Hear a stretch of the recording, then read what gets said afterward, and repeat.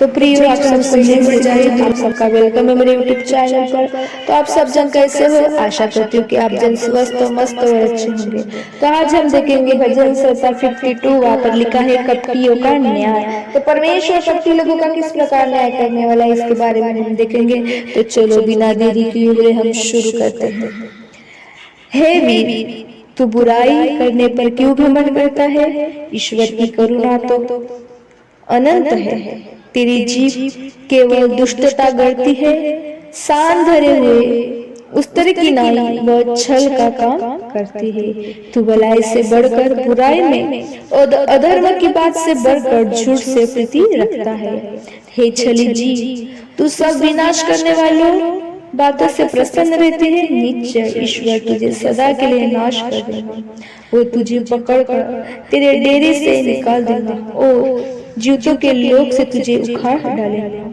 तब धर्मी लोग इस घटना को देखकर डर जाएंगे और ये कहकर उस पर हंसेंगे कि देखो, ये वही पुरुष है जिसने परमेश्वर को अपनी शरण नहीं माना, परंतु अपने धन की बहुताई पर भरोसा रखता था और अपने को दुष्टता में दूर करता रहा। परंतु मैं तो परमेश्वर के भवन में हर जलपाई वृक्ष के समान हूँ। मैंने परमेश्वर की करुणा पर सदा सर्वदा के लिए भरोसा रखा है। मैं तेरा धन्यवाद सर्वदा करता रहूंगा, क्योंकि तू ही ने यह काम किया है। मैं तेरे ही नाम की बाट जोड़ता रहूंगा, क्योंकि यह तेरे पवित्र भक्तों के सामने क्या है, उत्तम है। 53 में लिखा है विधर्मियों का चित्रण। मूल ने अपने मन में कहा कि कोई परमेश्वर है ही नहीं। वे बिगड़ गए क्योंकि कुटिलता के घिनौने काम किए हैं। कोई सुकर्मी नहीं, परमेश्वर ने स्वर्ग पर से मनुष्य को ऊपर दृष्टि की ताकि देखे कि कोई बुद्धि से चलने वाला व परमेश्वर को पूछने वाला है कि नहीं। वे सब के सब हट गए, सब एक साथ बिगड़ गए, कोई सुकर्मी नहीं, एक भी नहीं। क्या उन सब अनर्थकारियों को कुछ भी ज्ञान नहीं जो मेरे लोगों को ऐसे खाते हैं जैसे रोटी और परमेश्वर का नाम नहीं लेते। वहां उन पर भय छा गया जहां भय का कोई कारण न था, क्योंकि यहोवा ने उसकी हड्डियों को जो तेरे विरुद्ध छावनी डाले पड़े थे तितर बितर कर दिया। तूने तो उन्हें लज्जित कर दिया, इसलिए कि परमेश्वर ने उसको निकम्मा ठहरा है। भला होता कि इज़राइल का पूरा उद्धार सिय्योन से निकलता। जब परमेश्वर अपनी प्रजा को बंधुआई से लौटा ले आएगा, तब याकूब मगन और इज़राइल आनंदित होगा। 54 में लिखा है शत्रुओं से रक्षा के लिए प्रार्थना। है परमेश्वर, अपने नाम के द्वारा मेरा उद्धार कर और अपने पराक्रम से मेरा क्या न्याय कर। हे परमेश्वर, मेरी प्रार्थना सुन ले, मेरे मुंह के वचनों की ओर कान लगा, क्योंकि परदेसी मेरे विरुद्ध उठे हैं और सुकर्मी मेरे प्राण के ग्राहक हुए हैं। उन्होंने परमेश्वर को अपने सम्मुख नहीं जाना। देखो, परमेश्वर मेरा सहायक है, प्रभु मेरे प्राण के संभालने वाले के संग है और मेरे द्रोही की बुराई को उन्हीं पर लौटा देना। हे परमेश्वर, अपनी सच्चाई के कारण उनका विनाश कर। मैं तुझे स्वच्छ बलि चढ़ाऊंगा। हे यहोवा, मैं तेरे नाम का धन्यवाद करूंगा, क्योंकि वो उत्तम है, क्योंकि तूने मुझे सब दुखों से छुड़ाया है और मैं अपने शत्रु पर दृष्टि करके संतुष्ट हुआ हूँ। भजन संहिता 55 में लिखा है परमेश्वर पर अपना बोझ डालना। हे परमेश्वर, मेरी प्रार्थना की ओर कान लगा और मेरी गिड़गिड़ाहट से मुंह न मोड़। मेरी और ध्यान देकर मुझे उत्तर दे। मैं चिंता के मारे छटपटाता हूँ और व्याकुल होता हूँ, क्योंकि शत्रु कोहलते और दुष्ट उपद्रवी कर रहे हैं। वे मुझ पर दोषारोपण करते हैं और क्रोध में आकर मुझे सताते हैं। मेरा मन भीतर ही भीतर संकट में है और मृत्यु का भय मुझ में समा गया है। भय और कपकपी ने मुझे पकड़ लिया है और भय के कारण मेरे रोए हुए खड़े हो गए हैं। और मैंने कहा, भला होता कि मेरे कबूतर के से पंख होते तो मैं उड़ जाता और विश्राम पाता। देखो, फिर तो मैं उड़ते उड़ते दूर निकल जाता और जंगल में बसेरा लेता। मैं प्रचंड बयार और आंधी के झोंके से बचकर किसी शरण स्थान में भाग जाता। हे प्रभु, उनको सत्यानाश कर और उनकी भाषा में गड़बड़ी डाल दे, क्योंकि मैंने नगर में उपद्रव और झगड़ा देखा है। रात दिन वे उसकी शरण पनाह शहर पनाह पर चढ़कर चारों ओर घूमते हैं और उनके भीतर दुष्टता और उत्पादन होते हैं। उसके भीतर दुष्टता ने बसेरा डाला है और अंधेर, अत्याचार और छल उनके चौके से दूर नहीं होते। और अंधेर, अत्याचार और छल उनके चौक से दूर नहीं होते। जो मेरी नामधराई करता है वह शत्रु नहीं था, नहीं तो मैं उसके सह लेता। जो मेरे विरुद्ध बड़ाई मारता है वह मेरा बैरी नहीं तो मैं उससे छिप जाता। परंतु वो तो तू ही था जो मेरी बराबरी का मनुष्य, मेरा परम मित्र और मेरी जान पहचान का था। हम दोनों आपस में कैसी मीठी मीठी बातें करते हैं। हम भीड़ के साथ परमेश्वर के भवन को जाते हैं। उनका मृत्यु अचानक आ दबाए।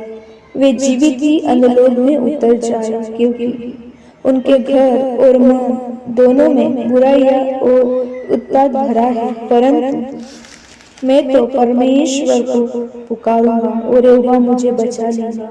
सांझ को, भोर को, दोपहर को, तीनों पहर में दुहाई दूंगा और करारता रहूंगा और वह मेरा शब्द सुन लेगा। जो लड़ाई मेरे विरुद्ध मची थी उसने मुझे कुचल के साथ जो लड़ाई मेरे विरुद्ध मची थी उससे मुझे कुशल के साथ बचा लिया है। उन्होंने तो बहुतों के संग लेकर मेरा सामना किया था। ईश्वर जो आदि से विराजमान है वह सुनकर उनको उत्तर देगा। यह वे है जिनमें कोई परिवर्तन नहीं और उनमें परमेश्वर का भय है ही नहीं। उसने अपने मेल रखने वालों पर भी हाथ छोड़ा है। उसने अपने वाचा को तोड़ दिया है। उसके मुंह की बातें तो मक्खन सी चिकनी थी, परंतु उसके मन में लड़ाई की बातें थी। उसके वचन तेल से अधिक नरम तो थे, परंतु नंगी तलवारी थी। अपना बोझ यहोवा पर डाल दे, वह तुझे संभालेगा। वह धर्मी को कभी टलने नहीं देगा। परंतु हे परमेश्वर, तू उन लोगों का विनाश के गड्ढे में गिरा देना। हत्यारे और छली मनुष्य अपनी आधी आयु तक भी जीवित न रहेगा, परंतु मैं तुझ पर भरोसा रखूंगा। संकट में विश्वास की प्रार्थना। हे परमेश्वर, मुझ पर अनुग्रह कर, क्योंकि मनुष्य मुझे निगलना चाहते हैं। वे दिन भर लड़कर मुझे सताते हैं। मेरे द्रोही दिन भर मुझे निगलना चाहते हैं, क्योंकि जो लोग अभिमान करके मुझसे लड़ते हैं वे बहुत हैं। जिस समय मुझे डर लगेगा मैं तुझ पर भरोसा रखूंगा। परमेश्वर की सहायता से मैं नीचे वचन की प्रशंसा करूंगा। परमेश्वर पर मैंने भरोसा रखा है, मैं नहीं डरूंगा। कोई प्राणी मेरा क्या कर सकता है? वे दिन भर मेरे वचनों का उल्टा अर्थ लगा कर मरोड़ते रहते हैं। उनकी सारी कल्पनाएं मेरी ही बुराई करने की होती है।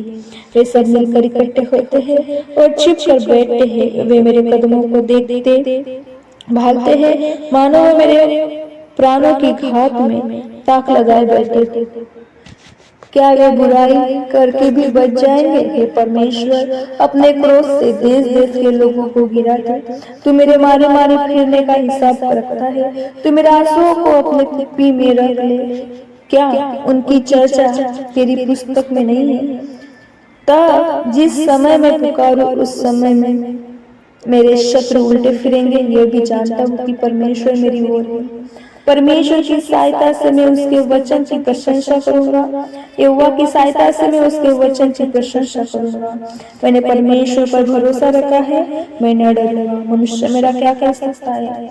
हे परमेश्वर, तेरी मन्नत का भार मुझ पर बना है। मैं तुझको धन्यवाद बलि चढ़ाऊंगा, क्योंकि तूने मुझको मृत्यु से बचाया। तूने मेरे पैरों को भी फिसलने से बचाया, ताकि मैं ईश्वर के सामने जीवितों के उजियाले में चल फिरूं। संकट में भक्त की प्रार्थना, हे परमेश्वर मुझ पर अनुग्रह कर, क्योंकि मैं तेरा शरणागत हूँ। और जब तक ये विपत्तियां निकल न जाए, तब तक मैं तेरे पंखों के तले शरण लिए रखूंगा। मैं परम प्रधान परमेश्वर को पुकारूंगा, ईश्वर को जो मेरे लिए सब कुछ सिद्ध करता है। ईश्वर स्वर्ग से भेज कर मुझे बचा लेगा। जब मेरा निगलने वाला निंदा कर रहा हो, परमेश्वर अपनी करुणा और सच्चाई प्रकट करेगा। मेरा प्राण सिंहों के बीच में है, मुझे जलते हुओं के बीच में लेटना पड़ता है, अर्थात ऐसे मनुष्य के बीच में जिनके दांत बर्छी और तीर है और जिनकी जीभ तेज तलवार है। हे परमेश्वर, तू स्वर्ग के ऊपर अति महान और तेजोमय है। तेरी महिमा सारी पृथ्वी के ऊपर फैल जाए। उन्होंने मेरे पैरों के लिए जाल लगाया है, मेरा प्राण ढला जाता है। उन्होंने मेरे आगे गड्ढा खोदा, परंतु आप ही उसमें गिर पड़े। हे परमेश्वर, मेरा मन स्थिर है, मैं गाऊंगा और भजन कीर्तन करूंगा। हे मेरी आत्मा जाग जा, हे सारंगी और वीणा जाग जाओ। मैं भी पोपट में ही जाग उठूंगा। हे प्रभु, मैं देश के लोगों के बीच तेरा धन्यवाद करूंगा। मैं राज्य के लोगों के बीच तेरा भजन गाऊंगा, क्योंकि तेरी करुणा स्वर्ग तक बढ़ी है और तेरी सच्चाई आकाश मंडल तक पहुंचती है। हे परमेश्वर, तू स्वर्ग के ऊपर अति महान है, तेरी महिमा सारी पृथ्वी के ऊपर फैल जाए। तो प्रियो, इस प्रकार हमने देखे भजन संहिता में कुछ अध्याय हमने पढ़े। कपटी का न्याय, विधर्मियों का चित्रण, शत्रुओं से रक्षा के लिए प्रार्थना, संकट में विश्वासी की प्रार्थना, संकट में भक्त की प्रार्थना, इस प्रकार हमने पढ़े। इस पढ़े जाए वचन से आपको आशीष